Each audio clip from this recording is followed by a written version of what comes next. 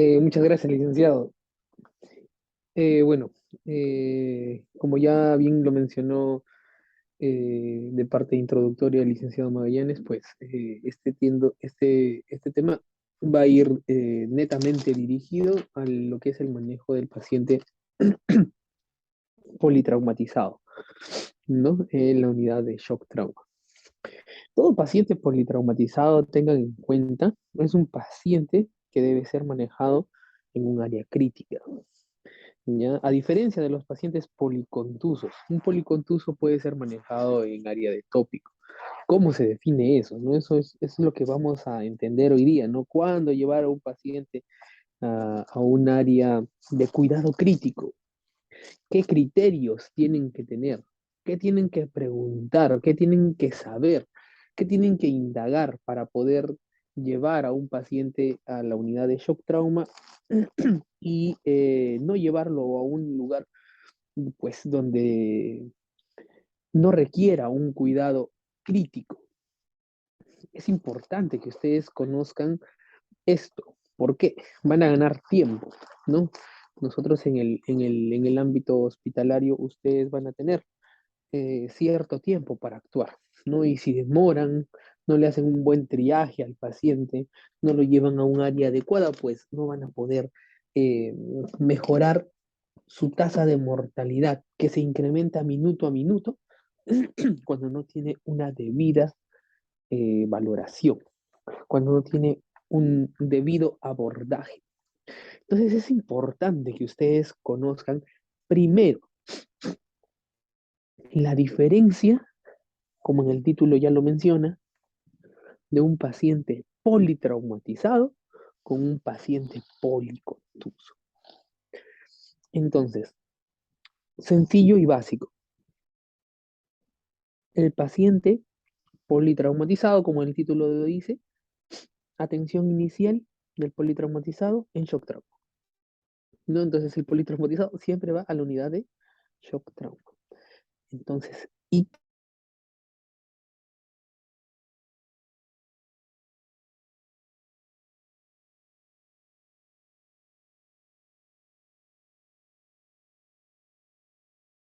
la transmisión de la pantalla, ¿ya? Em, bien, entonces un paciente politraumatizado y un paciente policontuso son distintos. El paciente politraumatizado lo vamos a manejar en una unidad especial, ¿no? Shock trauma. Y el policontuso ustedes lo van a manejar en tópico de cirugía. ¿Y quiénes manejan eso? Pues lo manejamos nosotros, los cirujanos de abdomen, ¿no? Cirugía general y laparoscópica, ¿no? Entonces nosotros somos los que manejamos esta patología, nosotros somos los que vemos, recibimos este tipo de pacientes, ¿no? Policontusos y politraumatizados. Entonces nosotros tenemos que definir qué es un paciente policontuso, qué es un paciente politraumatizado. Entonces un paciente politraumatizado es un paciente con afectación de dos o más sistemas. Y el policontuso también es una afectación de dos o más sistemas. Doctor, es lo mismo, es lo igualito. No, hay una diferencia. El politraumatizado tiene una alteración que lo diferencia del policontuso. El estado hemodinámico. El estado hemodinámico va a ser alterado. En cambio, este paciente tiene un estado hemodinámico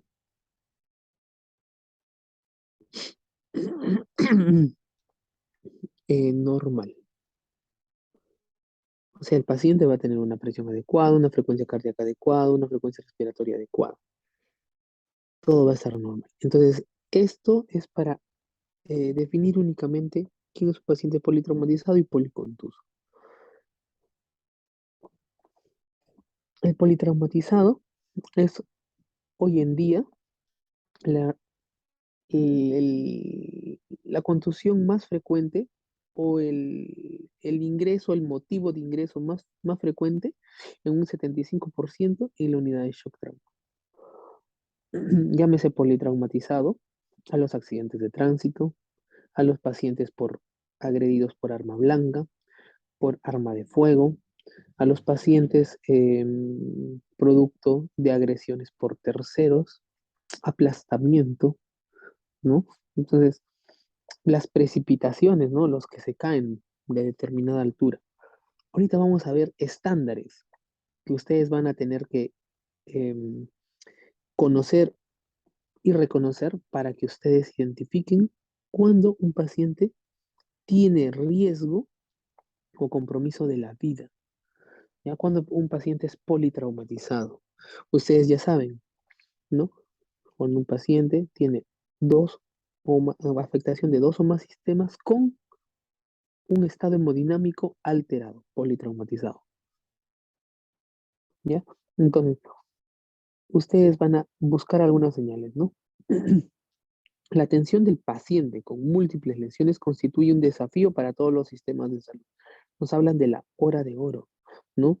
De la primera hora donde se debe ser atendido el paciente.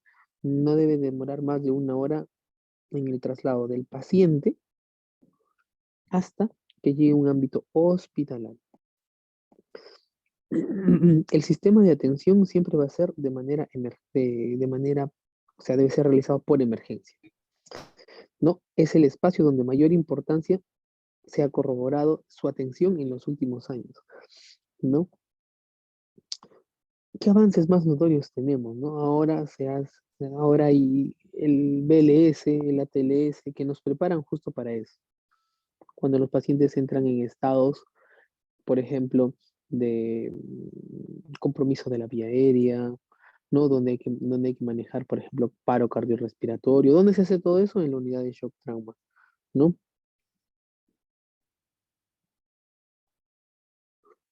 Entonces, nosotros decimos que la curva del manejo del paciente de trauma, del shock trauma, tiene tres modos, es trimodal. Tiene una primera fase que es la muerte tardía, que se da en la primera hora o las primeras 2 horas. Tiene un segundo pico, que es la muerte temprana, y tiene un tercer pico, que son las muertes tardías, producto de las complicaciones de el propio trauma, ¿no? Por ejemplo, un paciente que ingresa por un accidente de tránsito. El paciente no tuvo muerte inmediata en el sitio o lugar del accidente. Llegó a la unidad de trauma shock, fue monitorizado, fue estabilizado, pero, por ejemplo, se le generó un hemotórax masivo.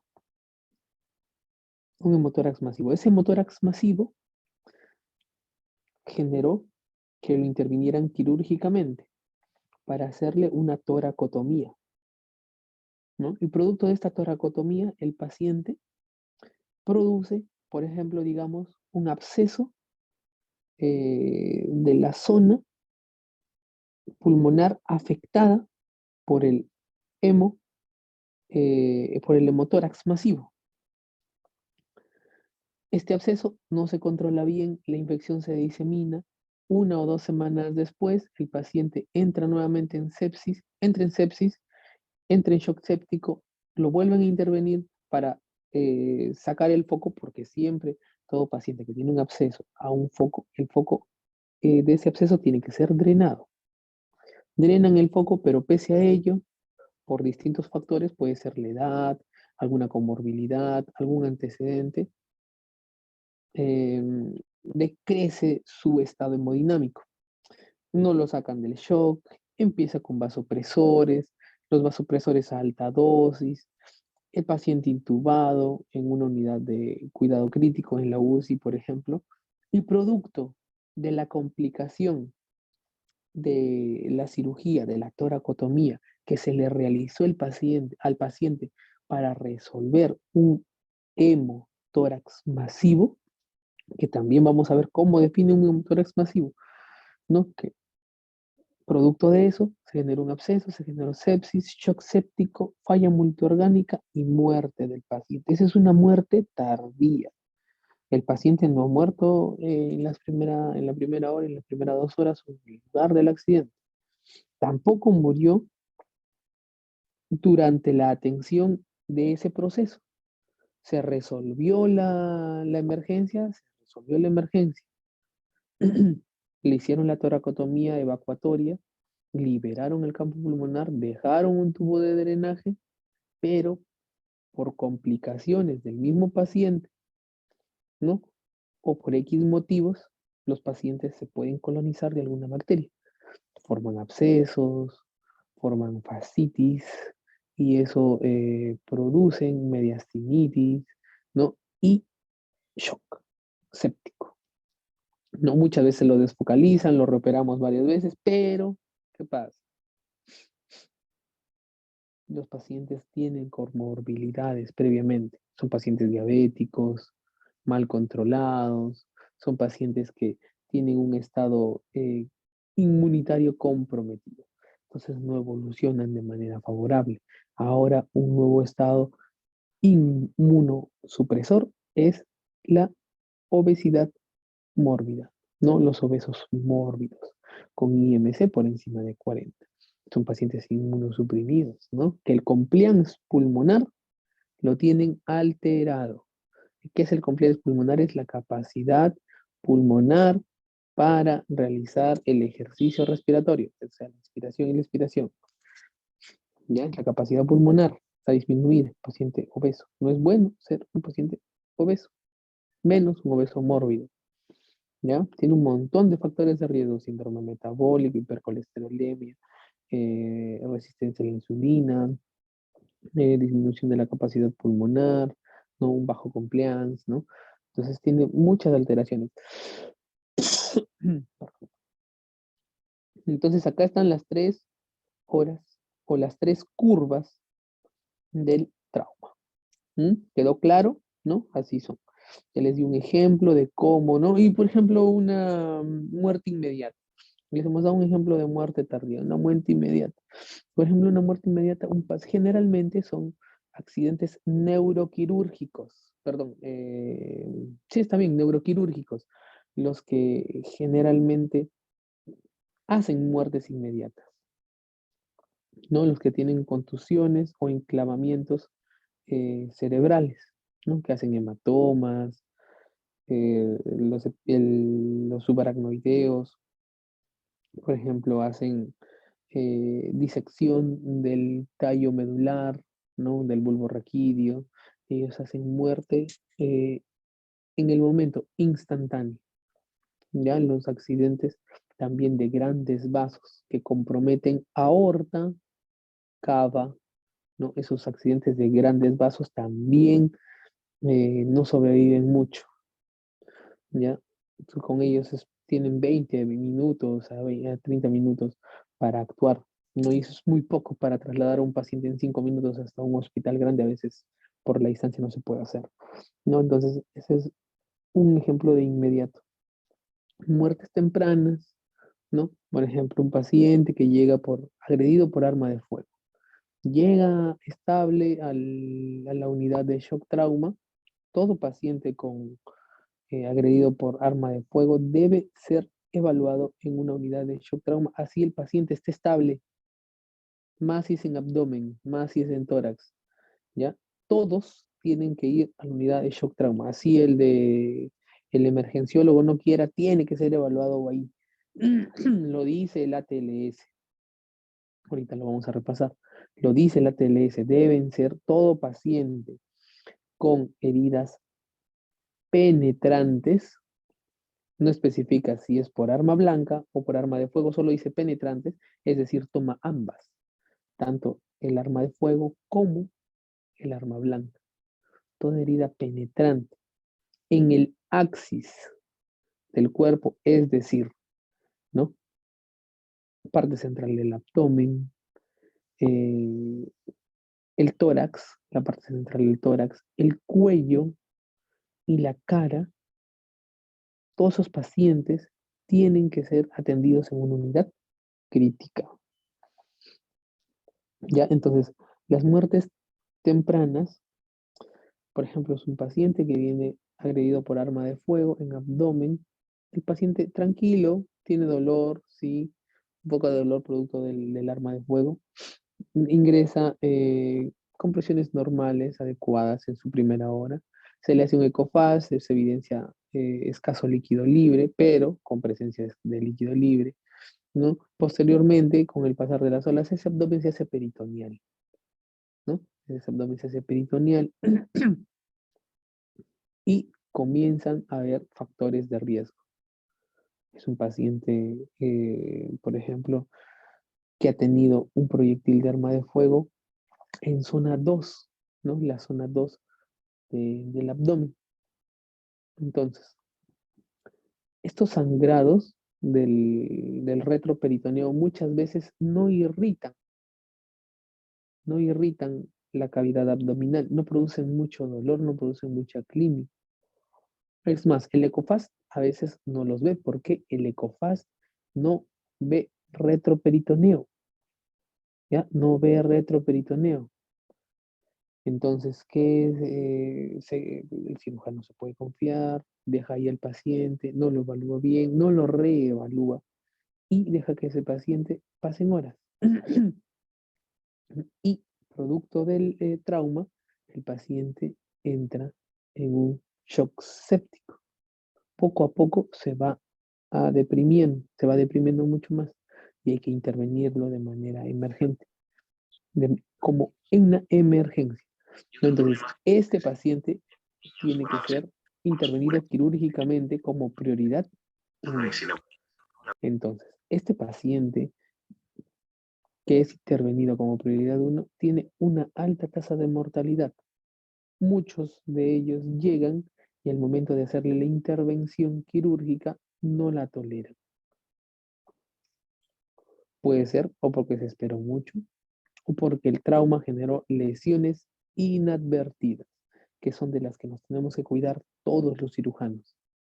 Sobre todo las lesiones que se encuentran detrás en el retroperitoneo, ¿ya? Porque son lesiones que muchas veces no generan muchos síntomas, no generan muchas molestias, no generan mucho dolor, pero sin embargo se ve una gran mortalidad en esos pacientes. Entonces hay que tener mucho cuidado, ¿no? Entonces la utilización de la hora de oro, lo que les estaba hablando, ¿no? La insuficiencia respiratoria aguda en el paciente con trauma obedece a múltiples mecanismos, entre ellos los provocados por la alteración mecánica ventilatoria, como el neumotórax a tensión, el hemotórax masivo, ¿no? Requieren el correspondiente tratamiento de drenaje. ¿Cómo es un neumotórax a tensión? Un neumotórax a tensión. Los neumotórax a tensión pueden ser o traumáticos o espontáneos. ¿Ya? Los traumáticos producidos por, eh, como su mismo nombre lo dice, algún trauma. Puede ser una agresión por terceros con arma blanca, arma de fuego.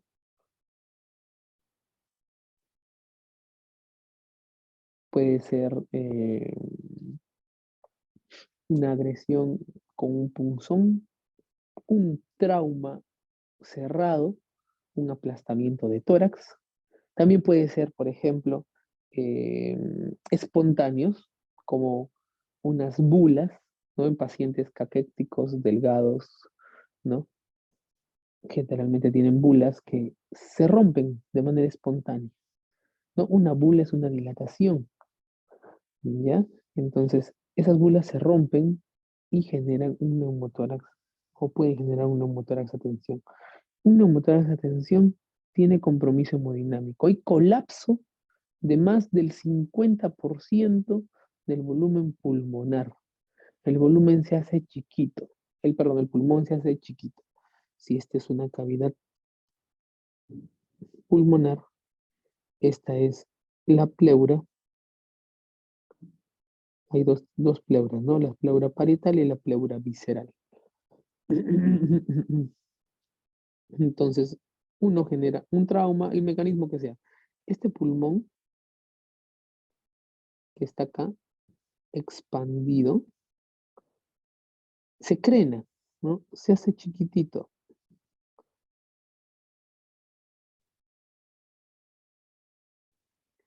Y todo este espacio es ocupado por aire. Todo este espacio es ocupado por aire. Desplaza la línea media. Hay compresión de cámaras derechas, ¿no? Entonces hay alteraciones hemodinámicas, ¿no? Entonces ese es un neumotórax a tensión, ¿no? Compromiso pulmonar más del 50%, un colapso pulmonar más del 50%. ¿Y qué es, cómo que es acá, no? Una toracocentesis, ¿no? Una toracocentesis. ¿Qué es el hemotórax masivo? El hemotórax masivo también, tengan en cuenta que esto es aire, ¿ah? Aire. En el hemotórax masivo hay sangre, hay sangre. Entonces, por ejemplo, el hemotórax masivo se define como, primero, salida de contenido de sangre de más de 1,5 litros de manera espontánea en la colocación del tubo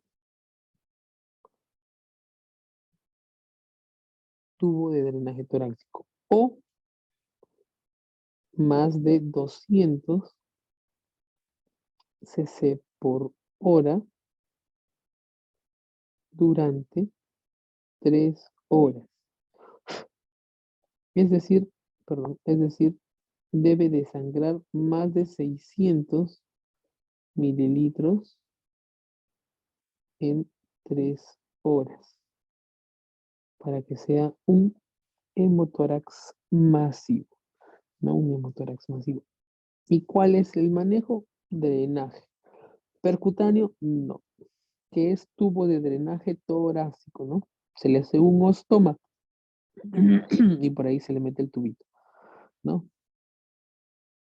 Una adecuada y eficaz atención del paciente solo será posible si el procedimiento de recepción inicial se dirige a la estabilización y resucitación del paciente, en muchos casos sin conocer en ese momento la causa precisa que produce el cuadro. Ustedes van a tratar de manera oportuna todos los síntomas y las sospechas clínicas que ustedes tengan producto del trauma.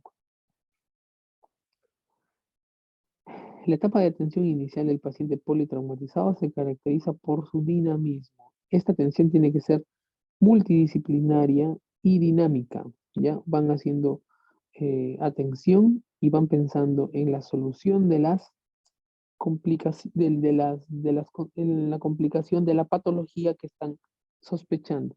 En muchos casos la evaluación y la reanimación inicial permiten clarificar la indicación quirúrgica del enfermo, si es que vamos a meterlo a sala. El hemotórax masivo tiene indicación de sal. Entonces, en la previa, no si hay un hemotórax masivo, si yo tengo más de 1,5 litros, es decir, me llena un frasco, casi 2 frascos, porque tengan en cuenta que cada frasco de drenaje torácico tiene ya 300 cc de agua. Entonces, si les llena uno, van a ser 700 cc de sangre. ¿Cuántos le tiene que llenar para superar los 1500? Más de 2. Entonces, si ustedes le cambian 2 frascos ahí, apenas le ponen el, el tubo, ya, le ponen el tubo, ya, y sale. Ya me lleno un frasco, le vuelvo a poner, le cambio otro, ¿no? Y me vuelve a llenar el frasco, ya van 2 frascos, son 1400, ¿no? 1400. Ya cuando les llenan 2 frascos, ese paciente está en un hemotórax masivo y tiene que ser intervenido quirúrgicamente para una toracotomía. Ya, para una toracotomía. O cuando ustedes tengan el tubo, perdón, el tubo, no en un inicio salió 500, ahí lo dejaron, ahí sigue bamboleando el tubo, y en 3 horas ustedes vienen y ya no está en 500, sino ya me llenó el tubo y ya me llenó el frasco y le vuelvo a poner otro frasco y me llena 200 más. Entonces, en total habría una pérdida en 3 horas de más o menos 700. También es otra indicación de hacer, pues, hacer una tracotomía, ¿no? En todos los casos, la actuación coordinada del recurso humano interviene en la recepción inicial. Es determinante para la evolución del paciente, ¿no? Bueno, la normatización de la atención inicial hospitalaria del paciente traumatizado funciona como una herramienta de trabajo que permite resolver rápido y efectivamente, ¿no? Cuanto más rápido y de manera más compleja se actúe con el paciente, menos complicaciones van a ocurrir de este modo, ¿no? Se producirá menos tasa de mortalidad en la tercera curva, complicaciones. Eso es lo que le he dicho, complicaciones, ¿no? Eso es lo que les di a entender en el primer ejemplo, ¿no? Que les puse. La evaluación y reanimación inicial rápida del paciente de trauma en la central de emergencia debe seguir el lineamiento de programas del ATLS, ¿no? El soporte vital del trauma. Mira, ahora que mencionan el ATLS, creo que es oportuno mencionarles lo siguiente, ¿no? Van a ver lo importante que es conocer esto para que ustedes con simplemente preguntar sepan cómo abordar al paciente y qué hacerle, dónde lo van a llevar, dónde lo van a ver, todo eso. Y ustedes puedan determinar si es que en realidad amerita o no manejo en unidad crítica. Entonces, vamos a ver. Primero, está el triaje. Ya está el triaje. Por acá lo vamos a ver.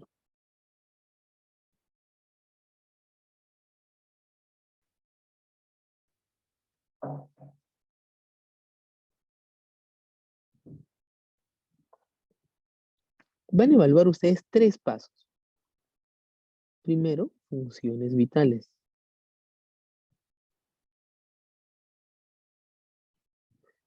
Las funciones vitales. ¿Qué funciones vitales? Presión arterial, frecuencia respiratoria y Glasgow. ¿Ya? La presión arterial. ¿Qué presión arterial toman? La presión arterial sistólica. ¿Cuánto debe ser? Menor de 90. ¿Por qué toman la sistólica, doctor, y no la diastólica? Muy buena pregunta, ¿no? Se toma la sistólica porque es la presión sistólica la que me va a medir la precarga, la cantidad de sangre que llega al corazón derecho, se envía al corazón izquierdo y se bombea, ¿no? Esa es mi presión sistólica. Entonces, mediada por la precarga. Entonces, cuando uno tiene una presión sistólica baja, significa que está perdiendo volumen, volemia, de alguna parte, ¿no? Entonces, es un indicativo, presión arterial sistólica menor de 90. ¿Qué presión arterial es? Sistólica, la S de sistólica. Frecuencia respiratoria. Es muy importante la parte ventilatoria en el trauma. Una frecuencia respiratoria en adultos, estoy hablando, menor de 10 o mayor de 20, ¿no? Menor de 10 o mayor de 20. Y en niños, slash, en un niño, si es menor de 20. Menor de 20, ¿ya? Porque tengan en cuenta que los niños, y estoy hablando de menores de 1 año, tienen una frecuencia respiratoria mucho más alta que otras personas, ¿no? Y pues otra característica es el Glasgow. Ya hemos visto presión arterial sistólica, frecuencia respiratoria, Glasgow. El Glasgow menor de 13. Glasgow menor de 13. Entonces, ustedes, tomar la presión arterial, saben. Contarle las frecuencias respiratorias, saben. Sacarle el Glasgow con la escala de coma de Glasgow, saben. Entonces, son parámetros que ustedes no van a necesitar mucho. Contarle la frecuencia respiratoria, verle el Glasgow, tomarle la presión arterial, se hace hasta en los hechos, ¿no? Y ustedes van a determinar si cumple, si tiene la presión arterial menor de 90, frecuencia respiratoria menor de 10 o mayor de 20, Glasgow menor de 13, ese paciente debe de ser atendido ¿en dónde? En la unidad de shock trauma. Entonces, ¿a dónde voy a llevar mi paciente cuando yo llego al hospital? Lo voy a llevar directamente a la unidad de shock trauma. No lo voy a llevar al tópico de cirugía, no cosa que muchos hacen. Paciente con mal estado, de frente, tópico de cirugía, no, nada, ese paciente debe ir de frente a la unidad de shock trauma. ¿Ya? ¿Qué más? Esas son funciones vitales. 2. Por el órgano o sistema lesionado. ¿Cuáles? Por ejemplo, las exposiciones de calota. Ya, o sea, una fractura de cráneo que tenga exposición de masa encefálica. ¿Qué más? Las amputaciones. Las amputaciones de unidades articulares distales, muñecas, tobillos, amputaciones completas.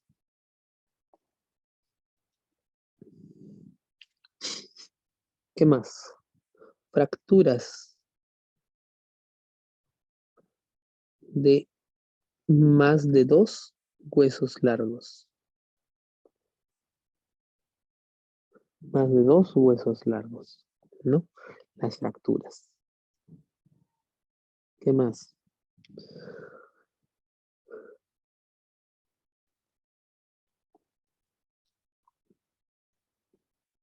El trauma penetrante. El trauma penetrante en el axis. ¿En dónde dice? En abdomen, en tórax, en cuello, cabeza. Un PAF en cráneo, un PAF en cuello, ¿no? Un PAF en cara, ¿no? Todos esos son indicación de shock trauma. Entonces, ¿han visto ustedes las indicaciones de shock trauma? ¿No? Un paciente, por ejemplo, con amputación de una extremidad, muchas veces no los aceptan en unidad de shock trauma, pero en la TLS lo menciona, ¿no? En la TLS lo menciona y deberían ser atendidos ahí. 3. Por el mecanismo. Por el mecanismo.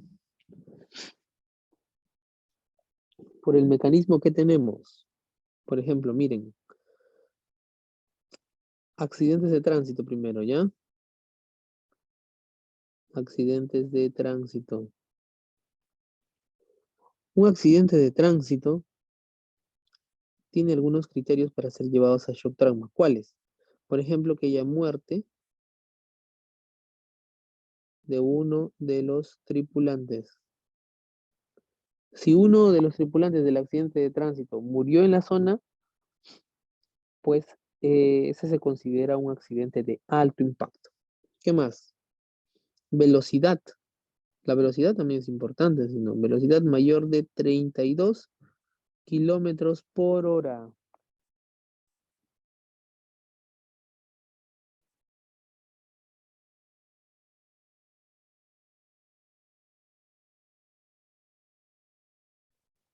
¿Qué más? Miren, cuando hay hundimiento de la carrocería, ¿ya? Por ejemplo, hundimiento de la carrocería del lado del conductor, no lo voy a escribir todo, pues, ¿no? Del lado del conductor, más de 35 centímetros. O deformidad de algún otro lado, más de 45 centímetros. Entonces, más de 35 centímetros en el lado del conductor o más de 45 en cualquier otro lado. Que uno de los tripulantes salga expulsado, eyectado, expulsado, eyectado también un accidente de alto impacto, no un accidente de alto impacto. Eso con respecto a al mecanismo, ¿no? Es de accidente de tránsito, solo accidente de tránsito. Ahora, precipitados, los precipitados, los que se caen, ¿no? En adultos, cuando se caen de una adulta de una hora, perdón, de una altura de más de 6 metros en adultos. Y si es en niños, más de 3 metros. O en niños hay una segunda salvedad, 3 metros o 2 a 3 veces